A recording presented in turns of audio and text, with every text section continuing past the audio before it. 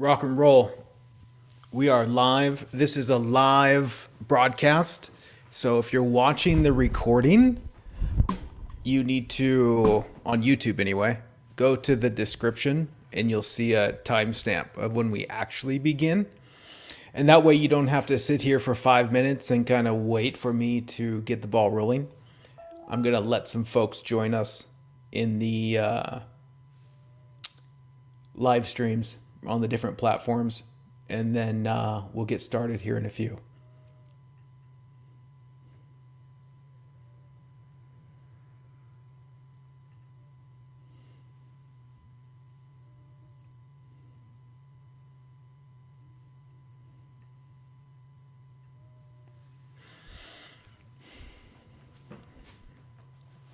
Welcome, welcome, welcome.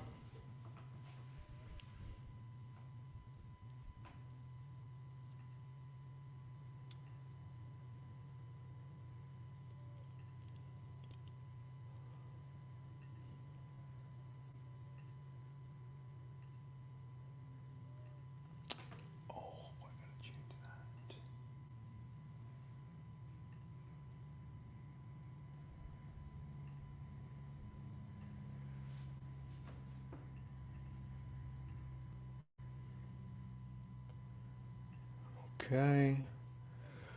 Welcome, everyone.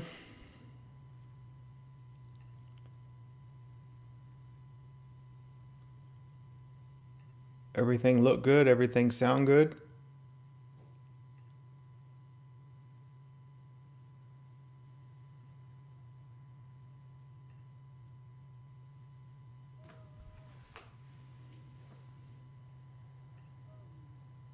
Okay.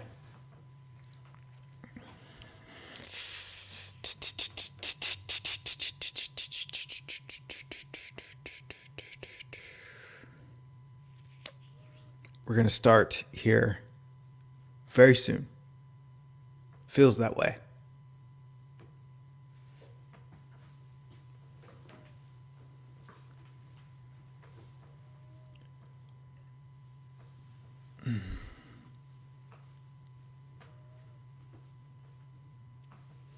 What a fun topic.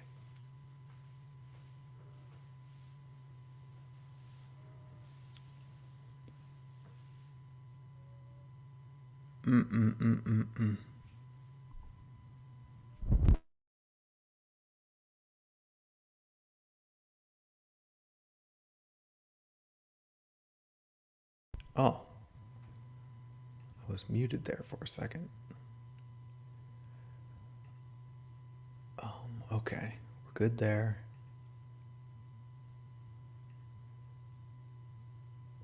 Private chat, comment.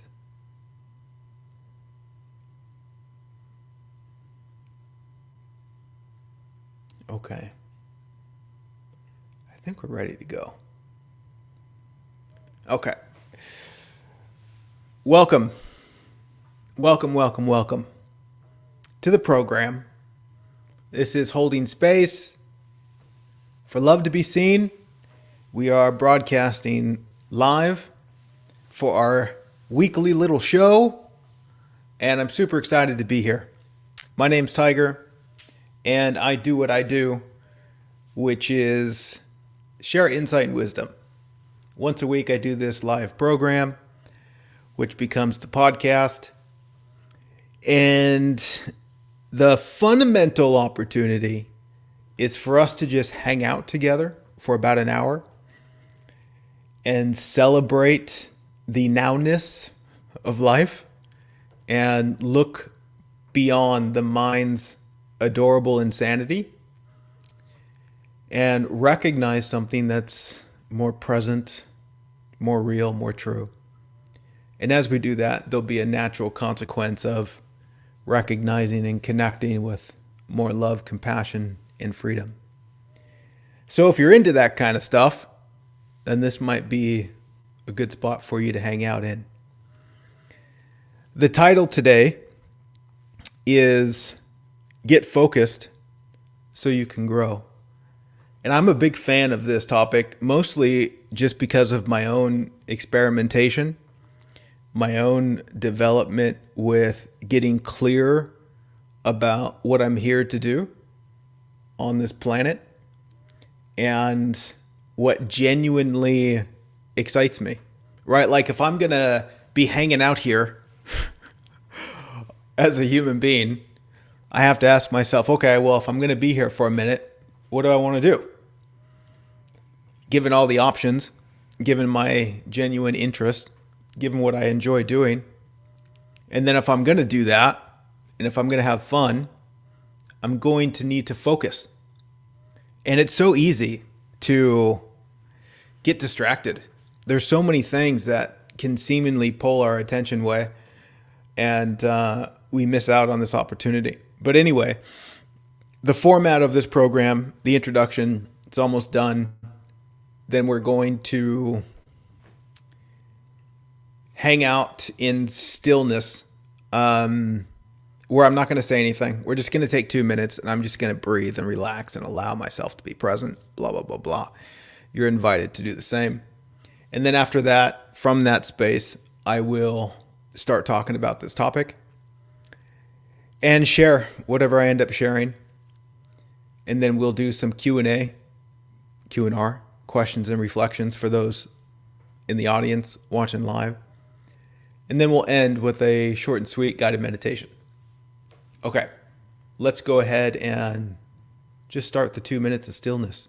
Relax, be here, experience some presence.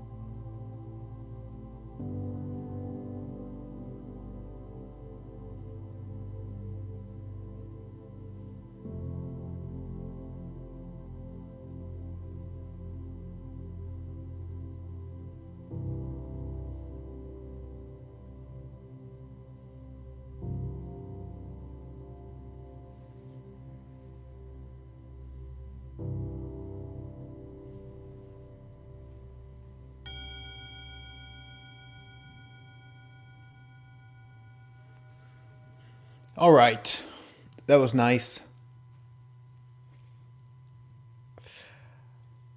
The topic today: get focused and grow. What do we want to talk about here? My goodness. And the beautiful thing about this program, if you don't know, is we get to just take our time. I don't have to feel like I'm in a hurry to say a bunch of things.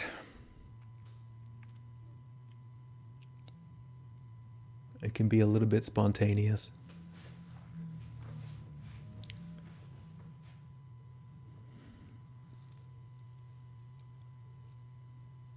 Why is growth important?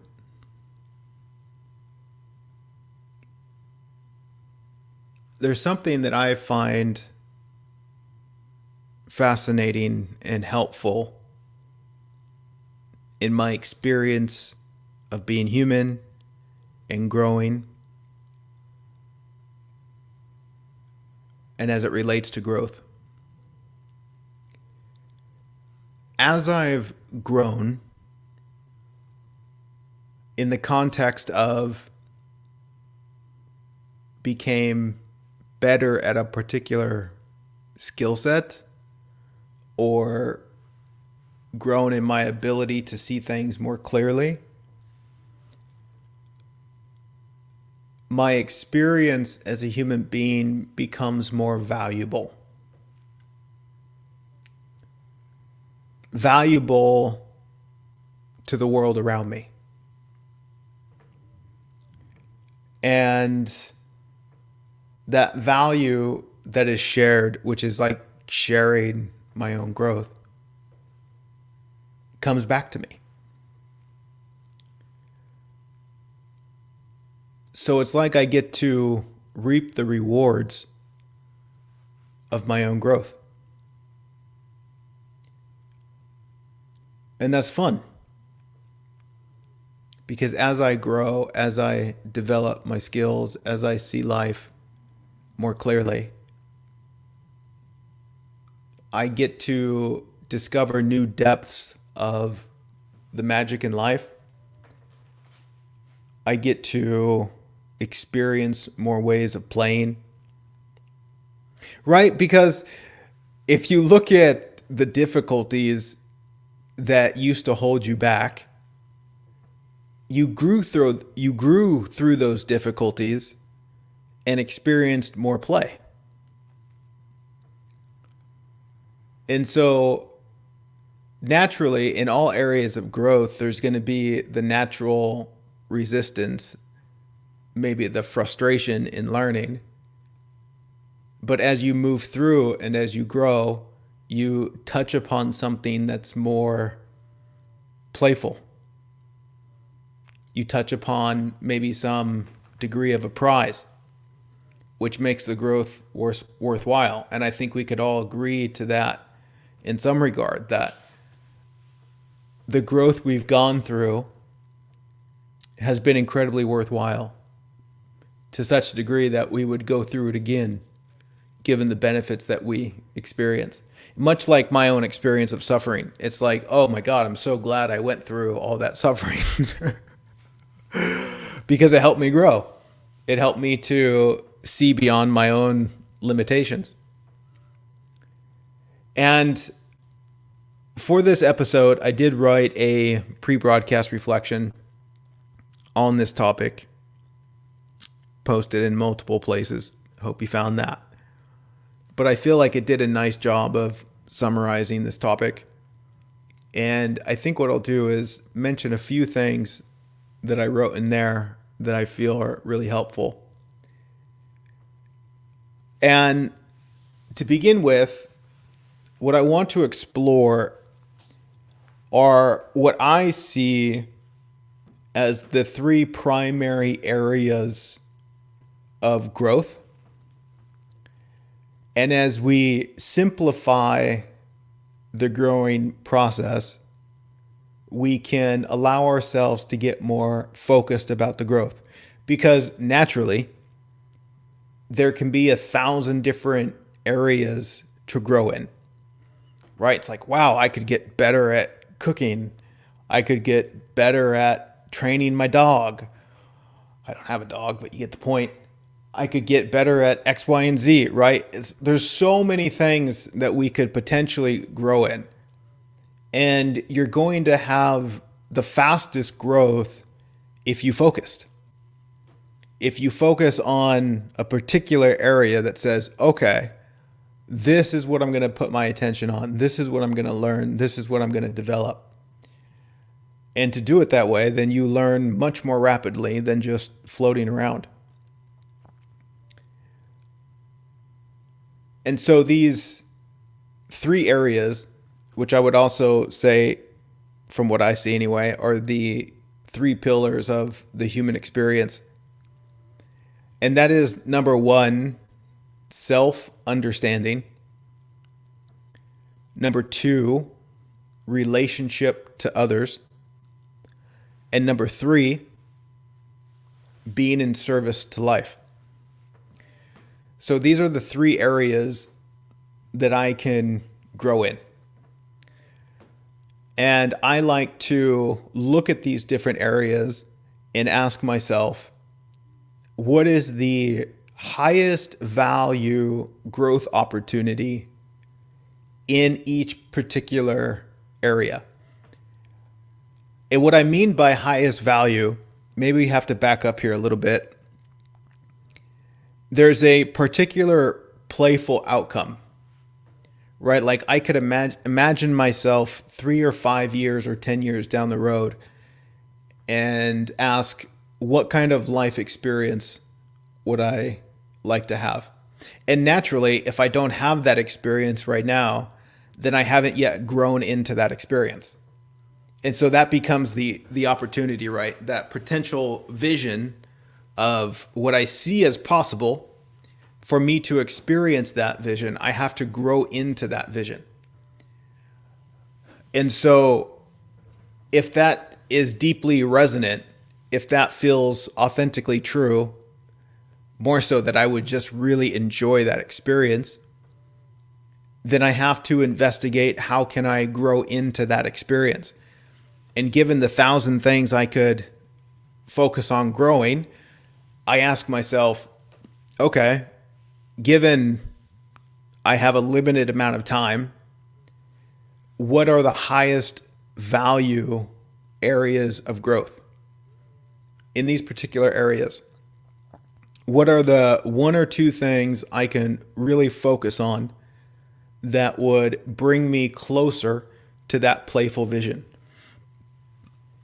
And I did write some examples down in the reflection. But I'm going to be kind of all over the place, but that's fine. But to summarize a little bit more on these 3 areas, number 1, self-understanding. And for me, this is dramatically connected with love, which is the more I understand what I really am, the more I understand why I do what I do, the more I understand my human, there's a love that's seen. There's a appreciation for what I am. And naturally, if I don't have those things, if I don't have love, if I don't have compassion, if I don't have appreciation for what I am, then I don't see myself clearly. And if you've hung out with me for any length of time, you'll understand why I say that. But the more I see myself in life clearly, then the natural byproduct is love. And so growth as it relates to self-understanding is a constant deepening of self-awareness, understanding and embracing what is real, true, and authentic for my human. And the growth in this is, you know what it is? It's a transition from being what the world wants you to be, or thinking that you should be what the world wants you to be, what other people want you to be, and getting in touch with your own authenticity and seeing that your own authenticity is okay. It's perfectly valid.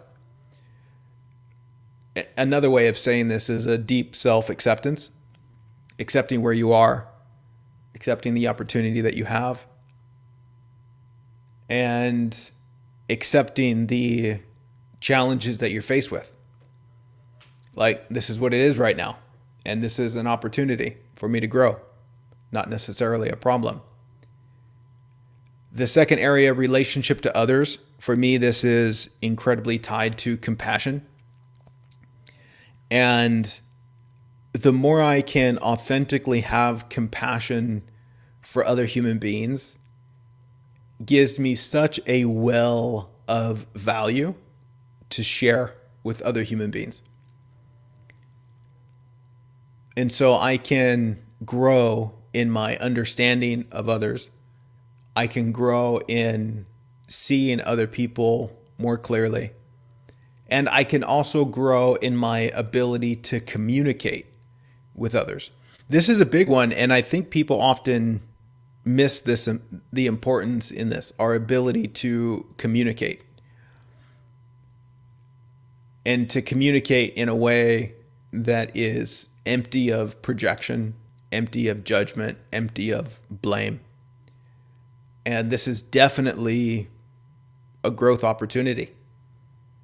It's definitely an opportunity to see life and see others more clearly, because as you do, those things will fall away, the projection and the blame. Number 3, being of service. For me, this is tied to freedom. And if you notice, these things are tied to love, compassion, and freedom, which is kind of the tagline in my offering, to connect with more love, compassion, and freedom. But being of service is tied to freedom for me,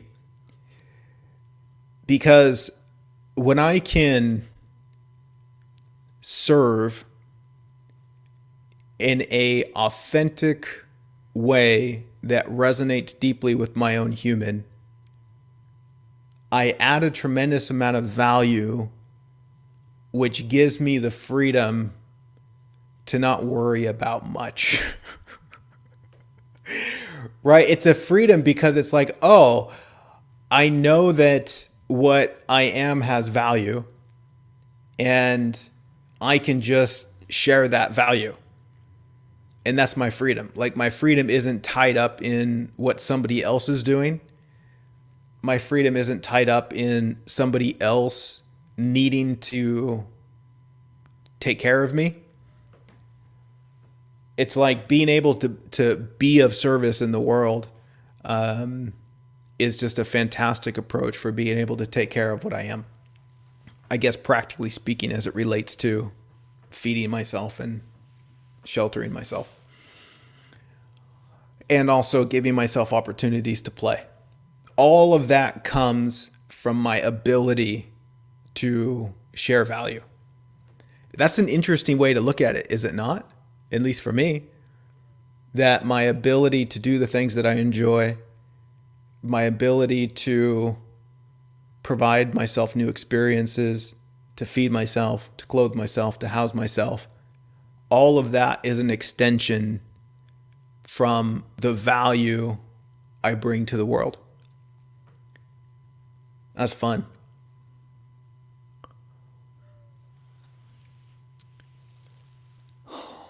So those are the 3 areas. And the highest value growth opportunities. And this is something that I invite you to investigate for yourself. Right? We're just going to like play a little game here. Okay, you've got this vision 3 to 5 years down the road. Something that sounds like fun, not something to make yourself worthy, not something to complete yourself. If that's the case, then go back to point number 1 of self-understanding to see that you're already complete and you're not missing anything. That all of the future visions are simply about play. And so if you have this future vision of the ways you'd want to play, and then you look at these 3 different areas, and you ask yourself, okay, if I could only focus on 1 or 2 things in each area, what is the highest value growth opportunity? And I guess for the sake of play, I'll share my examples that I put in the pre-broadcast reflection. Maybe this is just becoming a normal thing now, where I write the pre-broadcast reflection and then I go over it in the video. That's partly because I've been enjoying writing these so much. I guess that's happening now. So here's what I put from my own experience with self-understanding. What I've recognized in my area of growth, when I look at my experience, one of the highest impact growth journeys is my health. I've discovered that where I'm at in my health determines my ability to do everything else. And if my health is lacking, then I'm not much good to other people, and I'm not much good at being at service. So my future vision of the things that I want to do as it relates to how I want to play and how I want to work, if I'm going to be able to do that, I'm going to have to be healthy, which means I'm going to have to take care of myself. And I wrote a quote the other day. Actually, I repeated it. It's a quote I say often. And it's something to the effect of, imagining you're one who takes care of others. If you don't take care of the one who cares for others, then the one who cares for others will do a terrible job caring for others. And this is extremely important for me to realize, because it's so true. That if I'm serving, if I'm offering value, if I don't take care of the one who's doing that, then the one who's doing that won't do a very good job doing that. And so, in many ways, what I am is the highest priority, right? The totality of my experience is the highest priority, so that what I am can do what I'm here to do. And then through my own experimentation, what works and what doesn't work, and you have to find out for yourself. There's things that I can focus on that dramatically increase the quality of my health that relates to my ability to focus. And most notably, that comes down to, what do I put in my body? And how well am I sleeping? So this is the area of growth for me that is super important right now to help me focus. And what I've recognized in my own journey is that sugar doesn't serve me at all. In fact, it does the complete opposite. It destroys my ability to focus, makes me feel shitty, and doesn't contribute. And so I realize, if I am going to feel the best that I can feel, if I am going to focus, then I need to eliminate the things that steal that from me. And sugar is one of those things. So I do zero sugar in my life, like zero sugar. And the consequence of that experiment when I was doing it was, oh my God, this is perfect. Felt better than I've ever felt. And then conversely, I've recognized, okay, what does feel amazing when I consume it? And that pretty much comes down to protein and fat. If I eat protein and fat, my body runs on that, then I'm just super sharp, super focused, and don't lose energy throughout the day. And that's discovered through my own growth exploration, right? Like being super curious about operating in a more optimal way so that I can have the greatest chance of success reaching my playful vision. And which is interesting too, because in one regard, my playful vision is important. It's important to the degree that, oh my goodness, this is what I feel like I'm here to do, that this is my opportunity, and I see that it's possible. And I see the only thing that could be in my way is myself, right? The only thing that would be in my way from experiencing that is me not showing up to be that. And so I look at the ways, I look at my patterns, and I look at my tendencies, and I see, okay, what gets in the way? Okay, so let's make the growth opportunity to focus on eliminating what gets in the way and adding what helps. Thirdly, in that arena, what I find is incredibly helpful is just good sleep, is doing whatever I can. And again, not dogmatically, but from playful curiosity, right? Like, what can I do to feel the most rested? And for me, you know, what's really weird too is after I changed the fuel that I put in my body, it naturally led to a different sleep cycle where it's like now I go to bed, I'm usually asleep by 9. I start heading towards bed 8:30, and then I naturally wake up between 3:45 and 4:45, somewhere in there, and just super rested. And then I get up in the early part of the day and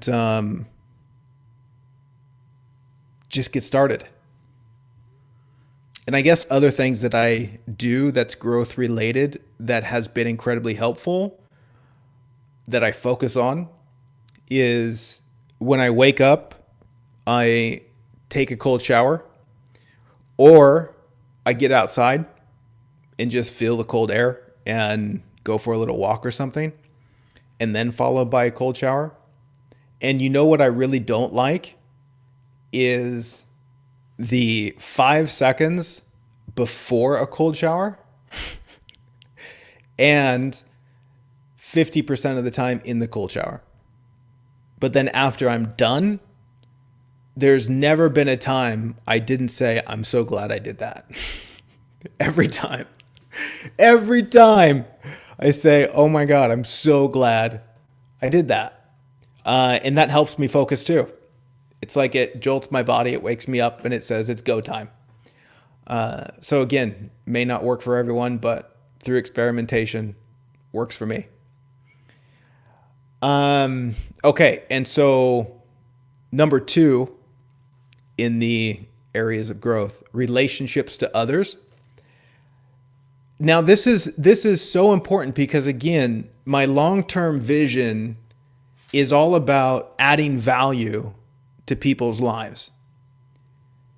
If I'm going to add value to people's lives, I have to interact with other people, right? It's just kind of required. Like if this is going to be a success, then one of the elements of that success is that I'm interacting with others in a positive and valuable way. So in this second area, relationship to others, there's a couple things that I do, or 3 things that I do, that dramatically increases my ability to understand and communicate with other people. And what I focus on is I make it a priority to have 4 in-depth conversations with people per week, at least 4. It's not uncommon that I'll have 10 or 12, but at least 4 conversations where I'm in an open space that's just willing to listen to the authenticity of their human being. And then as I'm doing that, I'm also paying attention to any triggers that I might have that distorts how I see them. You ever notice this? Like when people say things, like especially when it doesn't align with how you see things, there can be these little triggers that like wants to think they're wrong or whatever. But when you recognize those little triggers, you can also recognize that it's a withholding of love, a withholding of compassion, almost where it's like you don't want them to be them. And so I like to listen deeply and just let people be people and see how they see and retract any triggers to see them and to see that that's my own limitation, that it doesn't have anything to do with them. And that helps me grow through that. So I become a better space holder. I become better at allowing people to be people and supporting their authenticity rather than trying to make people how I want them or to get something from them. And that's a huge value add in my ability to communicate to others and to add value to people's lives. It really helps me fully understand people rather than listening for the sake of getting something. The second thing that I do in relationship to others is I practice communicating through writing and speaking. That's happening now. I write nearly every day, at least something that communicates and inspires a deeper compassion for other people. I'm tempted to say every day, but I don't know that I can say that. But I can say nearly every day. Whether I'm posting on social media or writing for my own exploration, there's all these little exercises that I do where I can look at somebody else's experience, whether it's someone I know or see on social media or in the news cycle or whatever. And I look for a way of communicating compassion for that person's human experience. And writing these things down in lots of different creative ways, it's almost like it trains my mind to speak compassionately. And again, I've been communicating like this for a decade, like a really long time, writing about seeing compassion, writing about understanding others and all of that. So it's just been a huge part of my journey.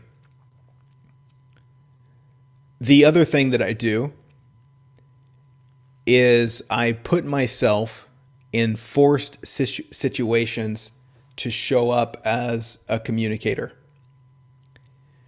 Like I find topics that are interesting to me and I schedule public talks on the subject. Like this one. You see, I was fascinated by this topic of focusing and growth. And as I've been exploring it in my own world, I then say, okay, I want to dive more deeply into that. I want to understand it more. And so I scheduled this talk. And as I schedule the talk, I know it's coming up. So my attention's on it. I'm contemplating it, thinking about it. And then I end up writing about it. And that naturally helps me understand that topic more and helps me communicate it better. And I don't even necessarily feel that I'm doing a good job communicating it right now. But the point is that I get to just kind of dive into it and see what comes out, see what's in there. And that helps me. It helps me grow where I can communicate a little bit about this topic and that topic and the other topics. And somehow that helps me understand other people and where they're at. Okay, number 3, being in service to life, the freedom part. Most importantly,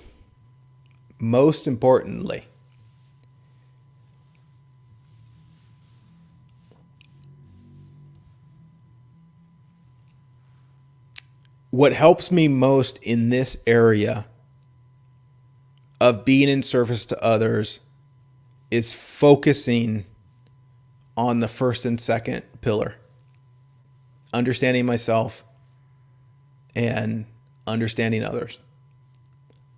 If those are priorities as it relates to my growth journey, then adding value and being in service comes supernaturally, like in the same way that I'm writing and sharing my writing, I'm doing these talks, even though in one way it's for my own growth, I'm naturally and effortlessly adding value, right? It's like there's people here enjoying what I'm saying, experiencing value, but yet primarily this is a 1 and 2 activity for me. This is a growth related activity, but it just ties in with being at service. And so I'm not so determined to add value or to serve. It's just a natural consequence of understanding myself and understanding others. And that may be different for you, but that's just what it looks like for me. In addition to that, as it relates to being of service in life, what I focus on is a willingness to experiment, fail, and start over. I find it to be hilarious how much I've grown through not accomplishing anything in my endeavors. Not that I wasn't playfully trying, but what I mean where things just fail. Where I'll spend hours upon hours trying to figure out a program, trying to figure out some sort of system, trying to figure out what works, and I only discover what doesn't work. I'm experimenting and I'm failing. And when I look back, out of the 90% failure, there's these 10% successes where I find out a bunch of things that don't work, and then I find the one thing that does work that moves me closer to the vision. And I think that this is an understandable hang up for most people where they're too concerned about succeeding, or they're too concerned about failing. They're too concerned about spending a bunch of time on things only to encounter that disappointment, which doesn't have to be a disappointment. And so, in the same way that to grow, you have to experience limitation to grow through. And people often don't like to experience their limitation. In the same way, to experience success, there has to be a failure. And if you look at any degree of success that you've had, it's been reached through many failures. And so it's important to see that that's part of it. To see that if you're going to find what works, you're going to first find 10 to 100 things that don't work. And I'm sure it's super common that before we get to that 10th thing that doesn't work, we give up at number 9. And we just assume, oh, this isn't for me because I can't seem to figure it out. But yet you are figuring it out. You're figuring out what doesn't work. And I think that that really speaks to a growth mindset rather than maybe a destination mindset, where we think the prize is getting to the future rather than the prize of discovery. That we're just trying things and we're learning. And in order to learn something, you're going to fail at it. Oh, the next one, the third one. This is a big one for me as it relates to being of service in the world. And I would have never thought it would have been this important. And again, this is just from my experience. Being organized. Being organized helps me focus. And it's so funny to hear me say that. Because I could have made a good argument a while ago that I'm just an unorganized person. That's just my makeup, right? I'm a creative human being. And so by nature, I'm unorganized. However, when I look at my 3 to 5 year playful vision, I can't get there without being organized. It's like there's no way it would work.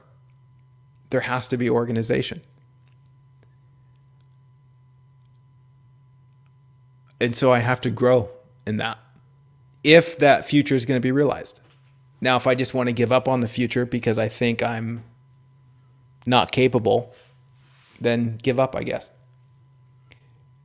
But let me tell you something about organization. And it also stresses another point about how important all three of these areas are. When I was lost in the first pillar, self-understanding, I was sabotaging myself in so many ways that made it impossible to be organized. And what I mean by that is, if you're not taking care of yourself, you're not going to be able to focus. And in order to be organized, you have to focus. And it also speaks to the experience I had with a life with sugar and a life without sugar and other things. That when I was putting crappy stuff in my body, my mind didn't function properly, even though it seemed like it was. I didn't have contrast. And as I made those changes, I developed very easily a greater ability to focus and organize. Which is so interesting because in one regard, looking back, I could look ahead and say, wow, it would be so difficult for me to be organized because of how I am. Right? It's such a projection of limitation, right? We look at these future things and we're like, oh man, I could never be good at that. But yet after I made those changes, my ability to be organized just like went to another level. It was just really weird. And it just goes to show me that whatever future limitations I think I'm going to have, I don't really know that I'm going to have that. That's just based on my current circumstance. And so it's very possible that I could make leaps in my own growth where those things become easy and fun. Right? It's like I used to hate the idea of being organized. And now I love it. And I would have never thought that would have been the case. It's like, oh, it's so helpful. I really like it. And it's interesting too, because I spend a large amount of my time, relatively, making sure my projects are organized and my team stays organized. It's like a big thing. And in some regards, we're terrible at it, but we're also learning and we're also growing, right? It's that failure part. And even though in one regard we're terrible at it, we are getting better, which is beautiful.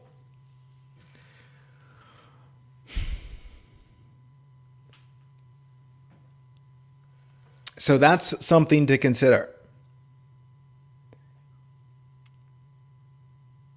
And what's important to recognize in these three areas that I talked about, these three pillars of self-understanding, understanding others, and being of service to life, they stack on top of each other. what I mean by this is if I'm having difficulty with number 3, being in service to life, it's a reflection of a deeper issue in level 2 and then level 1. And so, like, if I'm having a difficult time understanding other human beings, like if I'm frustrated by other human beings, if I'm judgmental about other human beings, then I go back to number 1 because that's where the issue's coming from. There's something missing in number 1. And likewise, if I'm trying to be of service and it just doesn't seem to be working out and I'm terribly frustrated, I got to go backwards. I have to start over and see what I'm not seeing about myself, see what I'm not seeing about other people, because the difficulties are rising from my own misunderstanding. Often it's wrapped up in me trying to get my worth and value in my service or in other people. So I'm trying to get something rather than give. And if I go back to number 1, understanding myself, and I see that, oh, snap, I'm not missing anything, and I'm just imagining a bunch of scary monsters that aren't really there, and I remember that this whole thing is playful, then I can go back to enjoying the process. Okay. That's great. Let's move. I see some questions coming in. Let's move on to that part of the section. Holly says, are you saying you don't eat fruit to avoid sugar? I don't eat fruit. I don't eat anything that has sugar in it. And again, that's just me. And if it works for you, great. If it doesn't, no worries. But if you're curious, then do a 30-day experiment and find out. And what you'll find out is how addicted you are to sugar. And for me, that's a red flag. It's like, oh, I'm losing my self-control over this. I wonder if that's in the way from me being able to focus. Interesting. That might need some attention. And again, in that regard, it might be different for different people. So you can playfully explore that for yourself. Jennifer says, wow, just what I need to hear. Can you recall what helped you become more organized? Well, primarily taking care of myself to the best of my ability, making improvements there, and then also having a very clear, playful vision of 3, 5, 10 years down the road, right? Like, if you're going to be organized, you need a reason to be organized. And that reason has to be important. And again, if you're into that, right? Like if you would like to have an intentional human experience, one that's active and not passive, where you get to choose the game you're playing rather than somebody else picking the game for you, then you have to sort of set the stage of what you're evolving into. And if that's important, and if it's really important, you might notice that organization is going to help you. And if that's the case, then engage it. Even if it's just be 5% more organized. One thing I like to do is as I'm doing tasks throughout the day, I ask myself, is there a way that I can organize this task so it's easier and faster next time? And that has saved me so much time. Like one thing we do is we develop systems and processes, SOPs, where all the different tasks that we do throughout the week, we have it systemized, where it's like, you do this, you do this, you do this, you do this, and you do this, right? That way, if somebody leaves and we bring on somebody else, I don't have to spend 10 hours training them. I just say, here, start with this documentation. It just tells you everything you need to do. It's got videos, blah, blah, blah, blah. And that just saves a bunch of time. Sure, it takes time in the beginning, but I wrote on this a while ago too, where it's working smart. It's like you look at the things that you do on a regular basis and you ask yourself, is there a way for me to systemize this? Is there a way for me to outsource this? Can somebody else be doing this? And if it seems like I have to do it and I don't want to do it, then how about I do it in a way where I am learning how to teach somebody else to do that? And this is what I've done many times. Like before I started hiring people to help me, I would do tasks and I would take notes for the time I was ready to have somebody else do it, right? Like the things you do on a regular basis. Prepare a document that says this is how it's done, and do it with the intention that soon you're going to have some help and somebody else is going to be able to do it for you. That's how I went about it.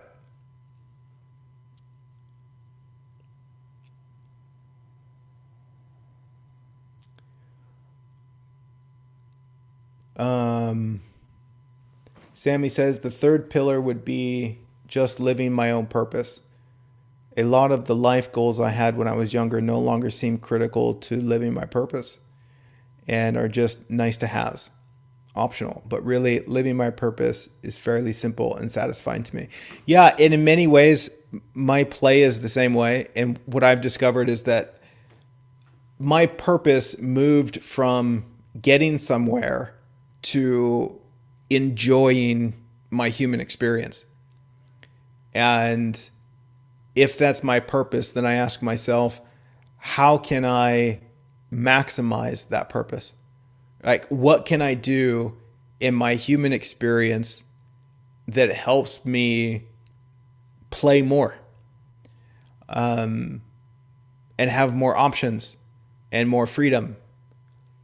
And I can also see where I'm limiting myself in that purpose, where I'm hiding, where there's ways that I want to play, there's ways that I want to serve, but yet there's all this ego nonsense that's afraid to be seen and whatever. And so it wants to hide and maybe sometimes pretends like it's not there, but really something in you wants to play and be expressed and have visions and all of this stuff. It's all play. The moment it becomes serious, then we're in trouble. But when you recognize that, oh, to be human, having this temporary experience, I'm here to experience, which is also to say I'm here to play.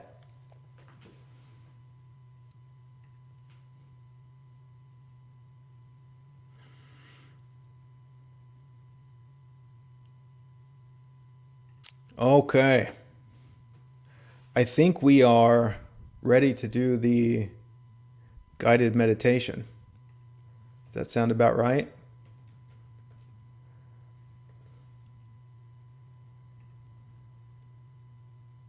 I think so.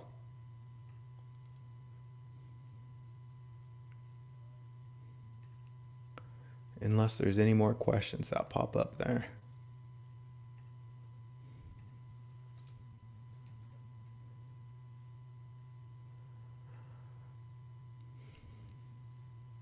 Oh, Chris says, what fats do you eat? Animal fats. And only that. I don't do any other oils.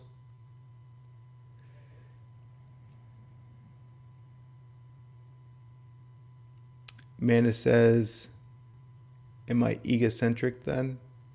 What if my goal is something that doesn't serve others? Like having a lot of horses because I want it that way.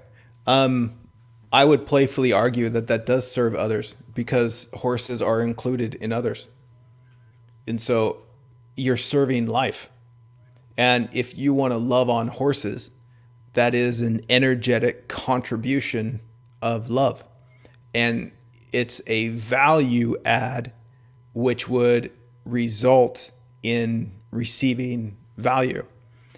And if I was taking that route, like if that was one of my goals, then I would be asking questions like, how could I love on horses in such a way that allows me to spend as much time as I want with horses.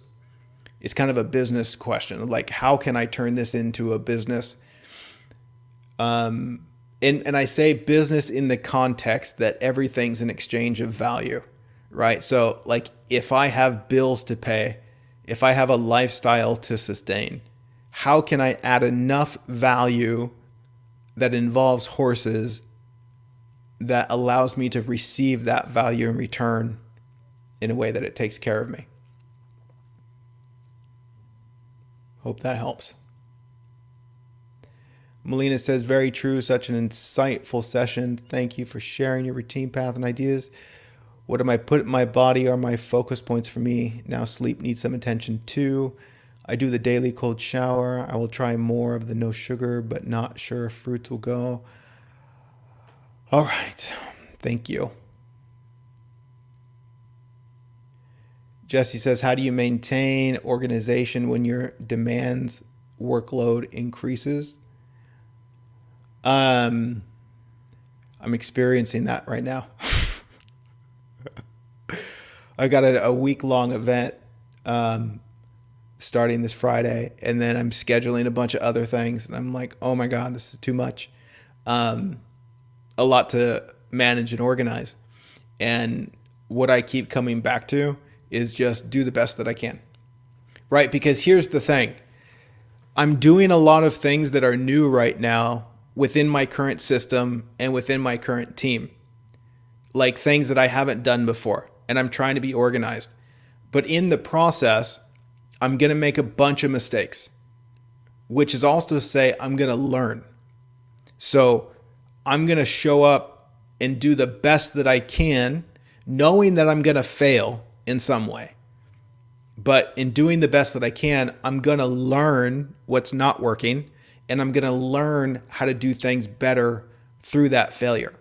And then I also know that as I push through, it's going to work itself out in the end somehow, some way, right? It's like there's never a failure that's so big that I can't keep going in some capacity. And so in a way, I welcome the demand and the increase of workload because it improves my ability to be organized, right? It's like it demands me to be more organized. And so I see that as a playful challenge. And, you know, funny enough, with me having this experience over the past couple of weeks, I was trying to do an organizational process and it was taking a bunch of time.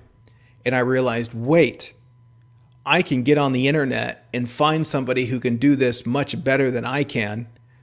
And I can connect them with this other person in my team, and then they can tackle it and free me up to do something else. And so that playful idea led me to researching how I might be able to do that. And like I had a budget of like $3,000 to $4,000 to get that done. And then I ended up finding a solution, not confirmed, but I think it's only going to cost me like $600. And I would have never thought that that was an option, right? To find a solution that I thought would cost quite a bit of money, but yet I investigated it and then I found a solution that was way more cheaper. And I would have never found that out if I didn't at least investigate it. So that was cool. Kat says, got here late, so I'm not sure what the fat question comes from, but no olive oil in your life. I don't understand how that works. Yeah, sorry, Kat. You'll have to send me a message for the replay.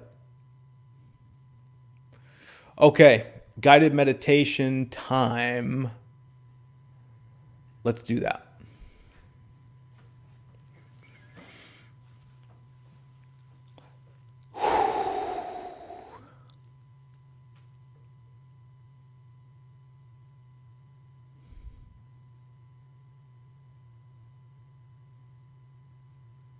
Welcome to this guided meditation. And we're going to call it Ready, Set, Focus, Go.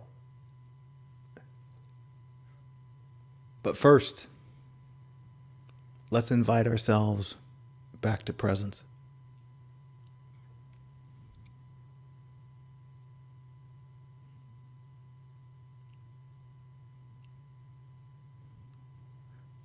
We got to ground into reality. We got to come home.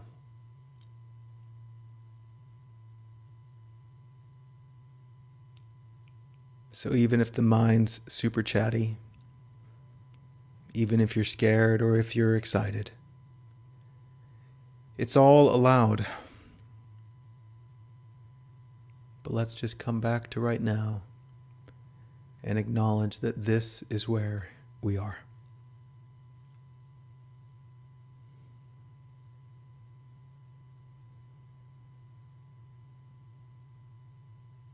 And as we come back, there's just going to be a deeper invitation to just relax.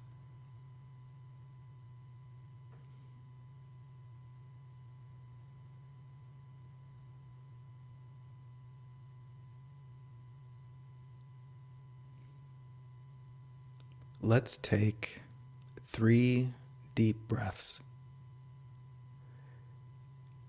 And with each breath is going to be an invitation to just release any tension and allow yourself to drop more and more into right now. Let's breathe.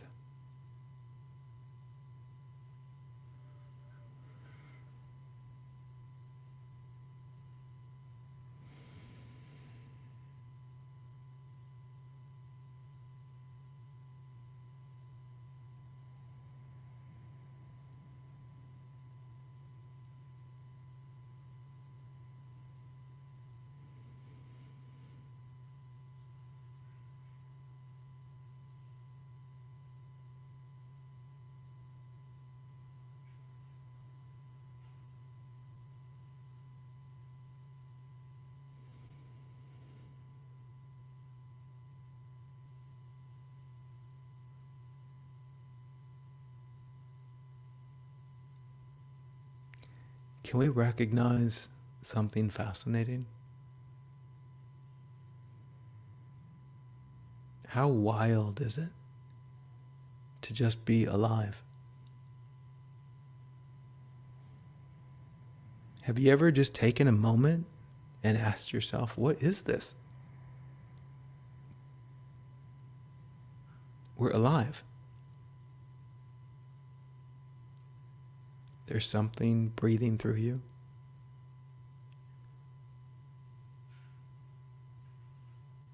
There's something moving all the cells in your body.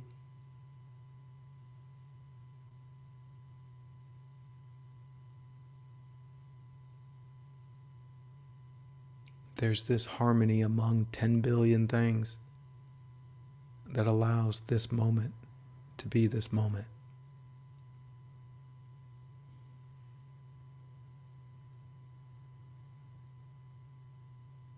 This container called life has been given to you.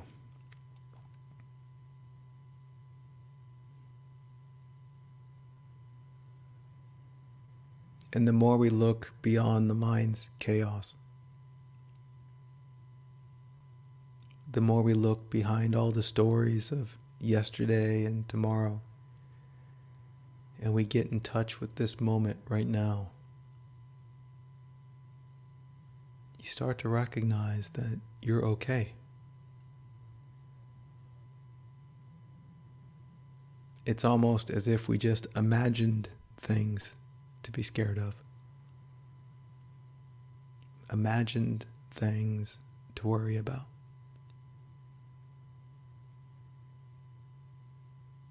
But as we hang out here right now, we can recognize a sense of calm, a sense of peace,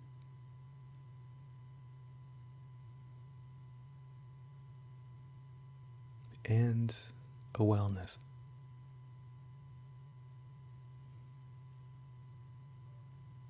Maybe we recognize a little bit that this moment is quite playful. where you're allowed to imagine whatever, to think whatever. It's all allowed.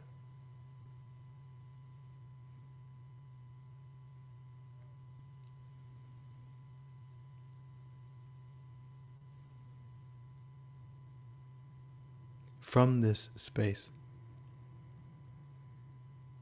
I invite you to honor this miracle of life. This miracle that's breathing through you, not asking for anything in return. This miracle that manages all the stars.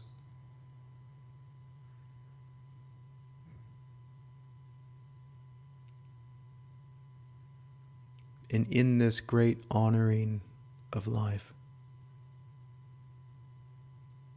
can we honor what we are?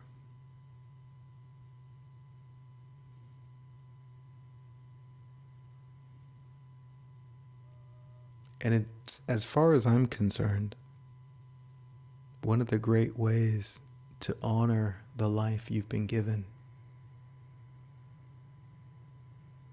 is to enjoy the life you've been given.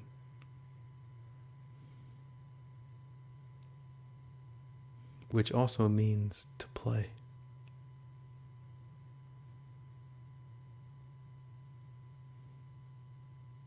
Which also means to do what you're here to do. Honoring what is heartfelt. Honoring what is sincere. What calls to you.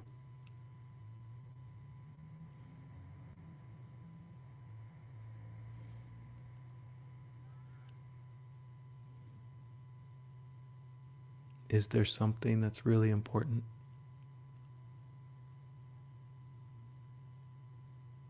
Is there something asking for your focus?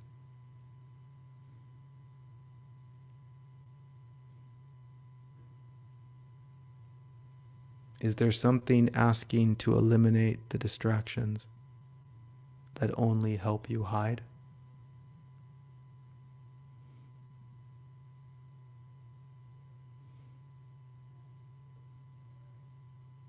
Maybe it's time to step into that version of yourself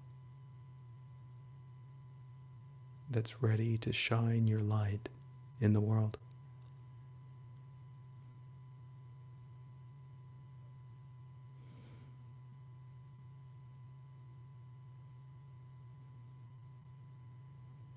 Maybe it's time to get focused.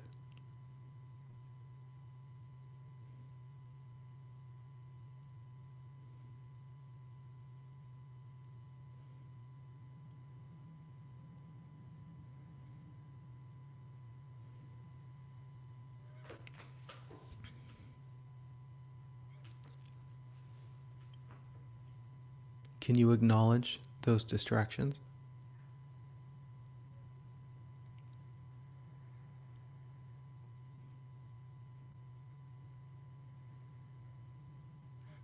We don't have to judge them,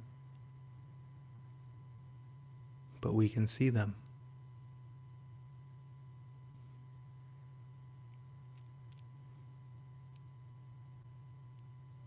Can you see that they don't serve? Can you see that they give you the opposite of what you want?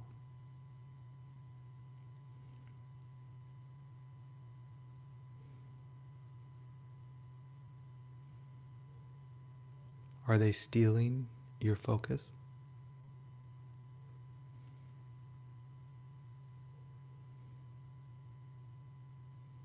Maybe it's time to be done.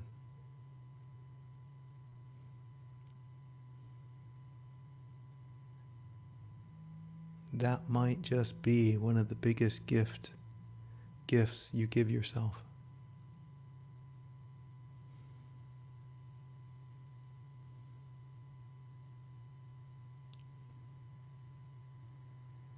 To honor what is important by removing what is not.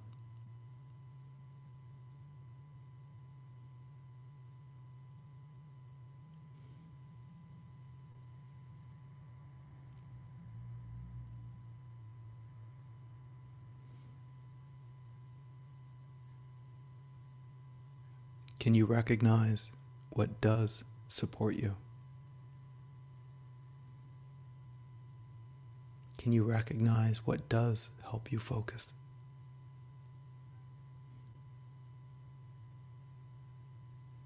What you can give to yourself so that you can give to others.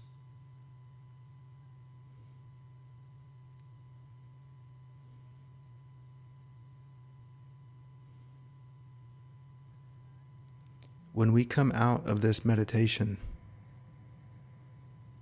it's going to be time to focus.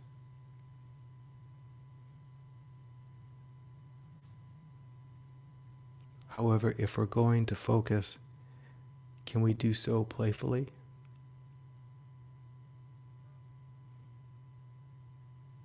Remember, this is an opportunity to focus.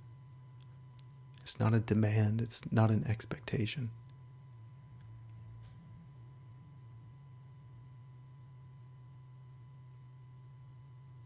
The opportunity to recognize that you can, and that you can do whatever you can do to help yourself focus more.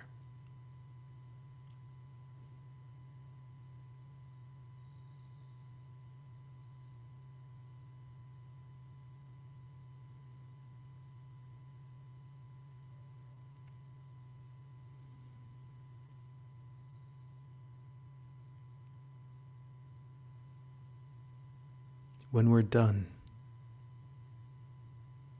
I invite you to write down the 3 most important next steps.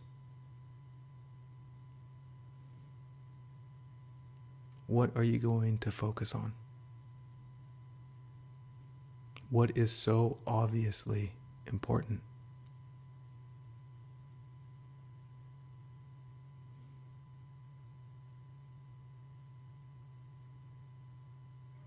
Let's end with 3 more deep breaths and invite a clarity into our lives. Invite a playfulness into our lives. And invite some more focus. Let's breathe.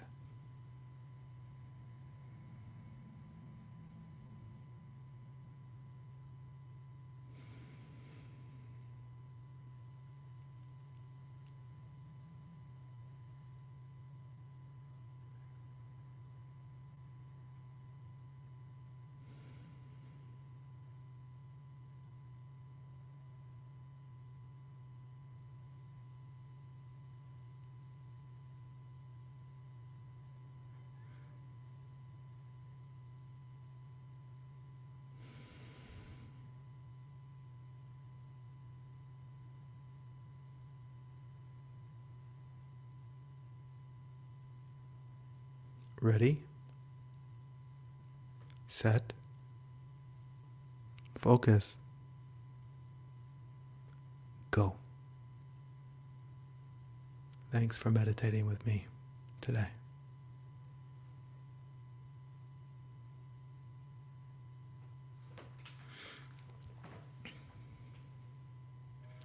All right, lovelies, that was a long one.